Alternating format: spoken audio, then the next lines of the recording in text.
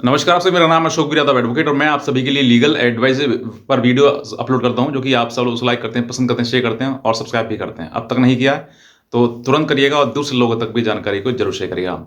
बहुत सारे कहते हैं ना कि बहुत बुरे समय के बाद बहुत अच्छा समय आता है। जो महिलाओं का जो अब तक जो चल रहा था, झूठे मुकदमे करना, उनके द्वारा जो है उसको ब्लैकमेल करना लड़के को, इस तरीके की चीज़ें जो सामने आ रही थी, उनमें अब जो है वो बहुत बदलाव हो गया है। जो नया कानून आया है, नए कानून में इतना बदलाव हो गया है कि पत्नी ना ही तो किसी प्रकार का मेंटेनेंस ले पाएगी, ना ही वो सेक्शन 498 का केस कर पाएगी, ना ही डीवी कर पाएगी और ना ही कोई झूठे केस पति के ऊपर कर पाएगी। क्योंकि झूठे केस की जो नींव है, जो सीमा है, वो अब पार हो चुकी है। बहुत ज़्यादा लोग जो हैं कहते हैं ना कि एक एक समय ऐसा आता है कि अत्याचार का भी अंत होता है। तो ये अत्याचार का भी एक अंत है, जहाँ पर इतना बड़ा बदलाव कानून में हुए हैं और कानून में बदलाव होने के बाद जो है हर व्यक्ति जो बेकसूर है, जिसके ऊपर झूठे मुकदमे लगाए गए हैं, वो हर व्यक्ति जो है अपने आप को आसानी से बचा सकता है। क्योंकि अब जो है झूठ को कोई मतलब स्वीकार नहीं है और जहाँ सत्य है वहाँ की बात तो मैं कर ही नहीं रहा हूँ। हर महिला, हर पुरुष सही नहीं है, लेकिन हर महिला और हर पुरुष गलत भी नहीं है। यानी कि कहीं न कहीं जहाँ पर गलत है, वहाँ पर गलत होना चाहिए और जहाँ सही है, वहाँ सही होना चाहिए।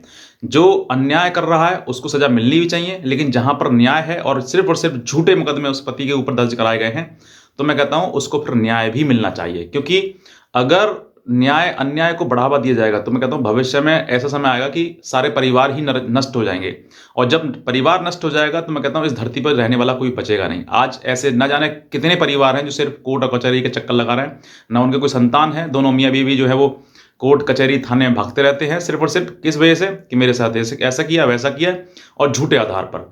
तो जहाँ पर झूठे आधार या झूठे केस आपके ऊपर दर्ज कराए गए हैं, तो नए कानून में आपके लिए बहुत ज़्यादा रिलीफ मिल रहा है और आपको किसी प्रकार से कोई भी झूठ हरा नहीं सकता। कहते हैं कि सत्य परेशान हो सकता है, पराजित नहीं। तो आप भी अगर आप सत्य के लिए लड़ रहे हैं, तो लड़िए और लड़ने के साथ-साथ में उस झूठ को हराइए, ताकि वो झूठ जो है, वो अपने आप को शर्मिंदा कर सके और कह सके कि हाँ, वाक़ई मैंने झूठे मुकदमे करे किए थे और आज मेरी ज़िंदगी बर्बाद है।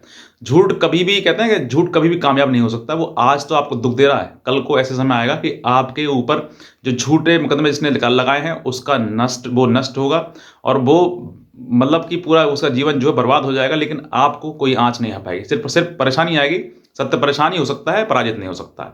बस इतना कहना चाहूँगा। और अगर अब मैं आपको थोड़ी-सी झलक बताना चाहूँगा, क्योंकि जो नए कानून है उसमें कुछ बदलाव हुए हैं। क्या-क्या बदलाव हुए मैं थोड़ा-थोड़ा बताऊँगा आपके लिए, बाकी फिर डिटेल में वीडियो मैं उसके बाद बनाऊँगा। नए हैं तो तुरंत सब्सक्राइब कर लें इस चैनल को, ताकि अगली जो नई वीडियोज़ जो आपके पास आती है, आए तो वो सीधे आप देख सकें, क्योंकि नए कानून पर अब मैं आपको वीडियोज़ अपलोड करना शुरू करूँगा। बहरहाल बात करते हैं, सबसे पहले जैसे सेक्शन 498 की बात करते हैं, क्योंकि पति-पत्नी में जब झगड़ा होता है तो सबसे पहले दहेज का मुकदमा दर्ज कराया जाता है पति के ऊपर कि भई मुझे मारा-पीटा। अब महिलाएँ जो हैं वो ये समझती हैं कि भई मेरे साथ में ये क्रूरती हुई, मेरे साथ ये गलत हुआ, तो मैं इसको सज़ा कराऊँगी। अरे वो सज़ा नहीं हो रही है, वो आपको भी सज़ा मिल रही है। आप ये देखिए ना कि अगर आपने मुकदमा दर्ज करा दिया, तो क्या आपका अधिकार उस परिवार में रहेगा?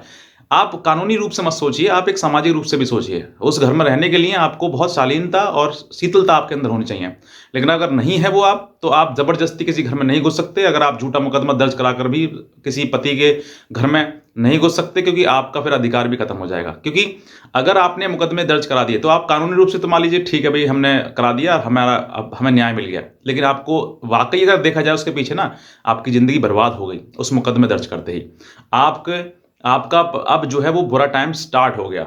आपको न्याय नहीं मिला। मैं कहता हूँ कानूनी रूप से न्याय है, लेकिन सामाजिक रूप से, आपके जीवन के रूप से अगर देखा जाए, तो वो अन्याय है। क्योंकि आपको उस न्याय के पीछे आपका पति चला गया, आपसे आपकी ससुराल चली गई, सास-ससुर चले गए और एक जो सपना होता है हर महिला का, माँ बनने का, वो भी सपना खत्म हो गया आपका।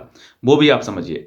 तो ये आपने इतना चीज़ें खो दी, खत्म कर दी। तो ये आपको न्याय नहीं मिला। मैं कहता हूँ एक तरीके से आपका जीवन और ज़्यादा बर्बाद हो गया।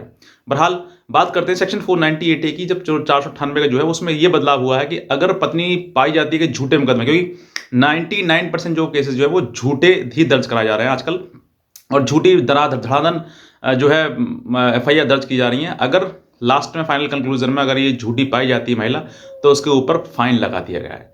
यानी कि अब जो है वो पत्नी अगर झूठा मुकदमा दर्ज कराती है तो करा दे, लेकिन फाइनली अगर उसका निर्णय उसके खिलाफ आ गया, यानी कि वो प्रूफ नहीं कर पाई अपने द्वारा एलिगेशंस, तो वो उसको फाइन दिया जाएगा और सजा भी होगी उसको होगी। ये बदलाव आईपीसी में कर दिया गया है।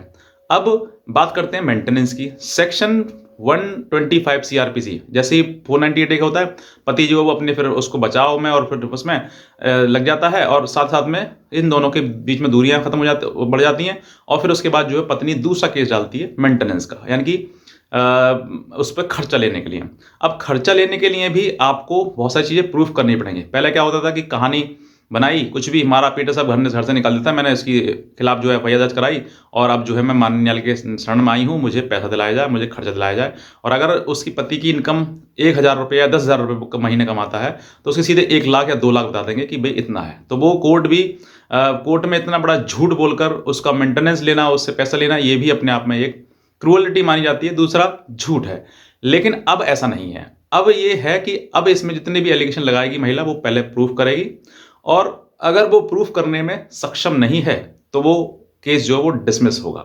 ये मेंटेनेंस के केस में, यानी अब जो है सेक्शन 125 सीआरपीसी जगह पर बीएनएस 144 लागू होगा।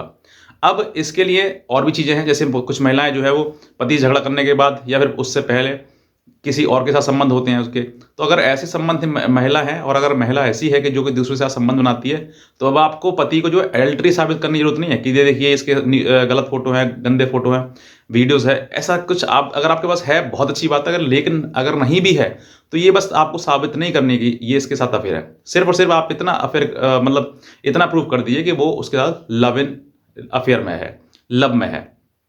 उसके साथ में आप कोई किसिंग का फोटो आपके साथ में हो वो आप दे सकते हैं, या फिर कोई और जिस तरह की जो मतलब अश्लील हरकत करते हुए अगर किसी चीज़ की है तो वो आप दे सकते हैं। तो मतलब ज़्यादा प्रूफ करने नहीं है, बस इतना है कि ये इतना कर दीजिए तो हो सकता है कि ये सब चीज़ें जो है कंसिडर कर किए जाए कोर्ट, और कोर्ट इसको क्रूअलिटी मानते हुए पति के ऊपर मेंटेनेंस को डिनाई कर दे, मतलब कि पत्नी के लिए मेंटेनेंस डिनाई कर दे। ये सेक्शन 144 में ये नए कानून जो है वो एप्लीकेबल हैं, मतलब अभी लागू होने वाले हैं। तो ये सब चीज़ें जो है वो बदलाव आए हैं। ये सिर्फ क्यों आए हैं? क्योंकि इतना अत्याचार पत्नी का पति के ऊपर बढ़ गया है कि हर एक परिवार में, हर घर में एक पत्नी तो होती है, लेकिन उस चीज़ का अत्याचार जो है वो पति बहुत ज़्यादा झेल रहा है और इसी वजह से जो है वो बहुत ज़्यादा बदलाव आए हैं। पहले 490 डे केस की जैसी एफआईआर दर्ज कराई, तुरंत गिरफ्तारी थे, आज गिरफ्तारी भी समाप्त कर दी गई। क्यों? क्योंकि इतना अत्याचार, इतना मिसयूज ऑफ द लॉ पत्नी के द्वारा कि बहुत ही ज़्यादा, जिस वजह से honourable high court, supreme court ने भी बहुत सारे वर्डिक्ट्स, जजमेंट दिए हुए हैं जिसमें कि पत्नी को जो है राहत ना देने के लिए उसको बताया गया कि ये झूठी है, महिला है और झूठ है। क्योंकि इसीलिए सेक्शन 498 में आज गिरफ्तारी खत्म हो गई, कूलिंग पीरियड बढ़ा दिया गया, मेंटेनेंस में भी बदलाव आ गए, सेक्शन 12 डीबी में भी बदलाव आ गए, बहुत सारे बदलाव आ गए। टाइम टू टाइम मैं आपको हर एक वीडियो अपडेट करता रहूँगा, लेटेस्ट जानकारी देता रहूँगा। ऑनरेबल सुप्रीम कोर्ट के भी जजमेंट से वो भी बताता रहूँगा आपके लिए। अगर आप नए हैं तुरंत सब्सक्राइब कर लें, दूसरे लोगों तक भी जानकारी जरूर शेयर करें। आज का वीडियो देखा, आपसे बहुत धन्यवाद।